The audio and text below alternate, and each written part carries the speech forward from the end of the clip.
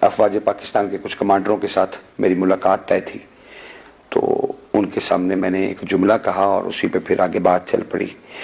میں نے ان سے کہا کہ سیدہ بی بی زینب کا ہی موضوع تھا کہ سمجھنا چاہیے کہ آخر رد انقلاب جو ہے وہ کیا ہوا، اس کا اثرات کیا مرتب ہوئے، اور موضوع یہ تھا کہ 38 لاکھ کلومیٹر کی حکومت 2.25 سال میں کیسے گر گئی۔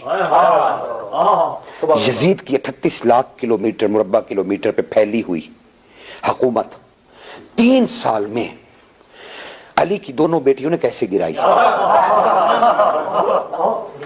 جی یہ وہاں بریگیڈیئرز کے ساتھ موضوع تھا اور میں اسی پہ بات کر رہا تھا۔ تو چیزیں بڑی حقیقت ہیں۔ دیکھیے دو ہی نظام ہوتے ہیں نا، ایک آپ کا داخلی اور ایک آپ کا معاشی، آپ کی امپورٹ ایکسپورٹ، آپ کا معاشی نظام، آپ کا پیسہ، سرکولیشن آف ویلتھ، جتنا بھی آپ کا اکنامک نظام ہے، دونوں بیویوں نے 2 محاذ بنائے۔ میں 2 منٹ کا مسائل پڑھ کے آپ کو تھوڑا سا گریہ کروا کے جا سکتا تھا، لیکن میں نے کچھ آپ کو دینا ہے تاکہ آپ کا یہ وقت جو میری ملت نے مجھے دیا ہے اس میں خیانت نہ ہو جائے۔ یہ آپ کا وقت میرے پاس امانت تھا، امانت تھا میرے پاس۔ میں ہاتھ دھا کے لیے نہیں آیا تھا، نہ میں اپنی علمی دھاک بٹھانے کے لیے آیا تھا۔ مجھے یہ تھا کہ آپ سے بیٹھ کے میں آپ سے عرب کی کتابوں کی باتیں کر سکوں۔ انہوں نے کیا، علامہ جائز نے اور سب نے کیا لکھا، انہوں نے کہا علی کی دونوں بیٹیوں نے کمال کیا۔ خدا کی قسم آپ سوچ بھی نہیں سکتے یہ باتیں جو وہاں عرب کے معاشرے میں پائی جاتی ہیں اور جو ان کی کتابیں بھری پڑی ہیں۔ وہ کیا لکھتے ہیں کہ 2 ہی باتیں ہیں۔ بی بی ام کلثوم، دیکھیے روما کے ساتھ بی بی ختیجہ کا ایک معاہدہ ہوا تھا روم کی سلطنت کے ساتھ تجارتی، کہ سالانہ 80,000 اونٹ بی بی ختیجہ تجارت کے لیے روم بھیجیں گی، جہاں سے ان کی سرحد شروع ہوتی ہے، ان کی منڈیاں۔ 80,000 اونٹ سالانہ سامان کے بھرے ہوئے سیدہ ملکۃ العرب بھیجیں گی۔ اور یہ معاہدہ تبوک سے کچھ آگے جا کر 80 کلومیٹر مدون کے مقام پر ہوا۔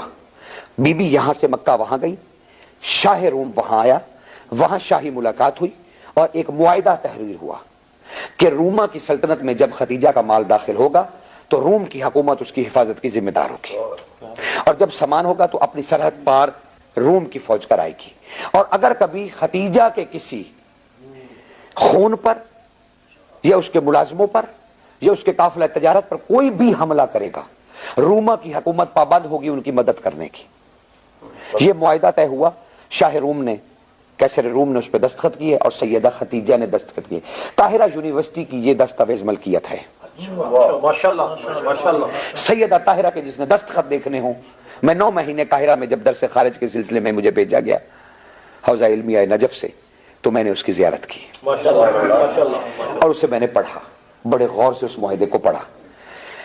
اس کے نیچے جناب آغا طنطاوی جنہوں نے صحیفہ کاملہ کا پیش لفظ لکھا ہے، امام سجاد کی کتاب کا، طنطاوی، یہ طنطاوی مصر کے ڈین ہیں، جامع الازہر کے، اہل سنت ہے، یہی تو میں کہہ رہا ہوں۔ ہمارے اہل سنت بھائی بہت بڑے شیخ ہیں، شیخ طریقت ہیں، پیر طریقت ہے طنطاوی جامع الازہر کے۔ انہوں نے صحیفہ کاملہ کا پیش لفظ بھی لکھا جو جہاں چھپی ہوئی مفتی جعفر حسین کے ترجمے والی، اٹھا کر اس کا کبھی پیش لفظ بھی پڑھیے کہ طنطاوی نے کیا لکھا ہے۔ طنطاوی نے ہی تو کہا تھا یہ زبور آل محمد ہے۔ یہ دعائیں نہیں ہیں، یہ زبور آل محمد ہے، یہ زبور ہے جو داؤد پہ اتری تھی۔ کیا کیا کہنا ان لوگوں کا، کیسے کیسے معرفت ہے۔ اس کے نیچے ہی، اس زیارت گاہ کے نیچے ہی ان کی ایک کتاب پڑی ہوئی ہے جس پہ اس معاہدے کے متعلق لکھا ہوا ہے۔ ان کا ایک صفحہ آپ کو ہدیہ کر رہا ہوں وہاں سے لے کر۔ وہ ارشاد شیخ طنطاوی فرماتے ہیں کہ ام کلثوم علیہ السلام جب واپس لوٹی کربلا کے واقعے کے بعد، ہم تو صرف بی بی زینب عالیہ کے کرتے ہیں نا، بی بی ام کلثوم کو تو ہم نے صرف وہ کہا کہ جی لاوالد تھیں اور یہ تھا اور وہ تھا، بس آگے ہمیں کچھ پتا نہیں۔ بطن زہرا پہ نازل ہونے والا یہ نور پیدا نہیں ہوئی، نازل ہوئی۔ مریم نے جس کا واسطہ دیا، مناجات مریم کبھی پڑھیے، اس میں بی بی مریم نے جب درد زے سے شرمندہ ہو رہی تھی اور اللہ کہہ رہا تھا کہ کھجور کے درخت کے نیچے چلی جا، خرمے کے نیچے چلی جا، پردہ بنا لے، وہاں سے چشمہ جاری ہو جائے گا، تو بی بی نے کیا پڑھا تھا، مریم نے کیا پڑھا تھا؟ مریم نے مناجات مریم میں ہے دیکھیے عیسائی مانتے ہیں اس مناجات کو، ہم کیسے مسلمان ہیں؟ عیسائی مانتے ہیں، وہ کہتے ہیں کہ ہماری مریم نے کہا تھا، میری نے کہا تھا کہ اے اللہ، اے آل عمران کے خدا، تجھے واسطہ ہے بطول کبرا کی چھوٹی کلی کا،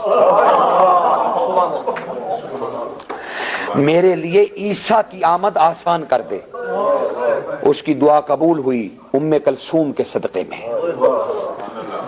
اس بی بی طاہرہ کے صدقے میں۔ وہ تنتاوی، شیخ تنتاوی کہتے ہیں کہ یہ بی بی نے وہ معاہدہ نکالا مدینے سے آ کے اور سفر روم اختیار کیا۔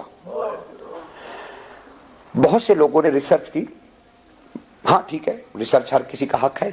وہ کہتے ہیں، بعض نے، تنتاوی نہیں کہا، کہ بعض کہتے ہیں کہ جو فاطمہ ویلی ہے جہاں آج بھی عیسائی جا کے دعائیں کرتے ہیں، اور وہاں ایک مجسمہ انہوں نے میری کا لگا رکھا ہے، وہ کہتے ہیں کہ اس جگہ پر جو چبوترا ہے جس کے وہ قریب جا کے گھٹنے ٹیک کے دعائیں مانگتے ہیں، وہاں جا کر وہ بی بی ام کلثوم کے لقب یاد کرتے ہیں، اور کہتے ہیں کہ یہاں پر خدیجہ کی بیٹی بیٹھی تھی جس کے ساتھ ہمارا معاہدہ تھا۔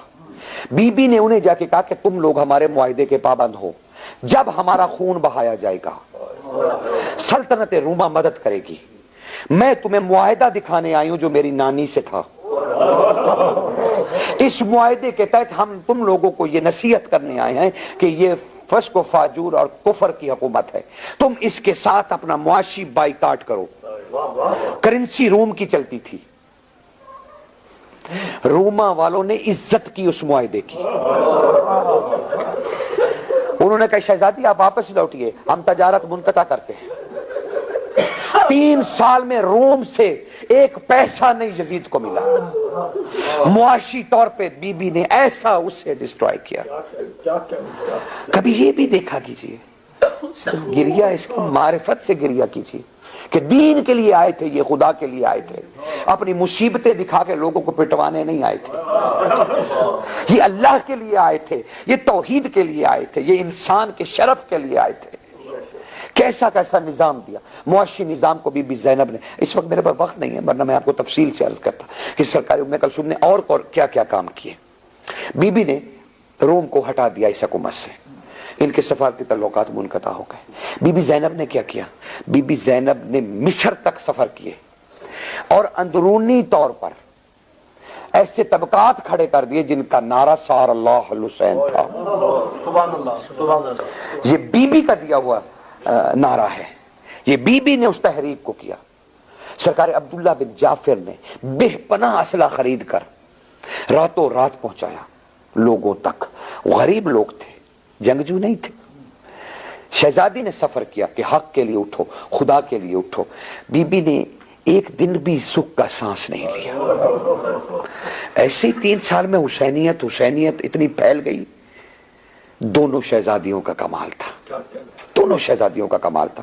کبھی اس کو میرے بیٹے ضرور پڑھیں، میرے بھائی ضرور پڑھیں، میرے بزرگ ضرور پڑھیں کہ علی کی بیٹیوں نے ولایت کے لیے کیا کیا ہے۔ اب اتنا اگر